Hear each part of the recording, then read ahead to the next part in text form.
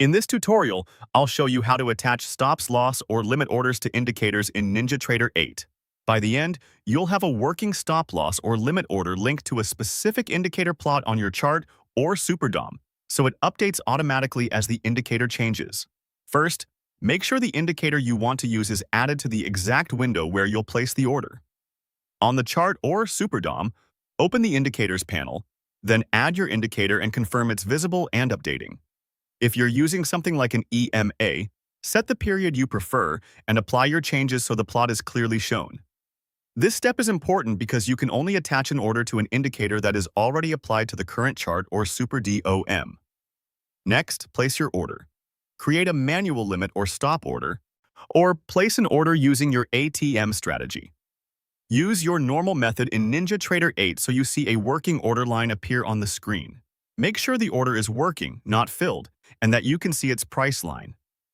If you're using an ATM strategy, select the ATM template you want before placing the order. Either type manual or ATM can be attached to an indicator. Now, attach the order to the indicator. Move your cursor over the working order line on your chart or SuperDOM so it's clearly highlighted. Right-click directly on that order line. You'll see a context menu appear with options for the selected order. From here, choose Attach to Indicator in the context menu. This tells NinjaTrader you want the price of this working order to follow a plot instead of staying fixed at a single price level. If you don't see the option, double-check that you right-clicked on the order line itself and that the indicator was added to this window in the first step. Once that's done, set the properties for the link. In the menu that opens, select the exact indicator plot you want to use.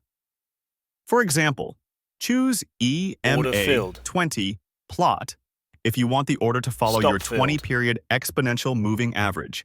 If the indicator has multiple plots, like upper and lower bands, pick the specific one you want the order to track. Take a moment here to verify you've selected the correct plot for your strategy. When you confirm your choice, the order line will link to that indicator. At this point, watch the order line on your screen. As the indicator updates with new price data, your attached limit or stop order will move to stay aligned with the selected plot. This is expected behavior and helps automate your management around the indicator. If you need to detach it later, you can return to the order line, right-click, and change the attachment. But for now, just confirm it's following the indicator smoothly.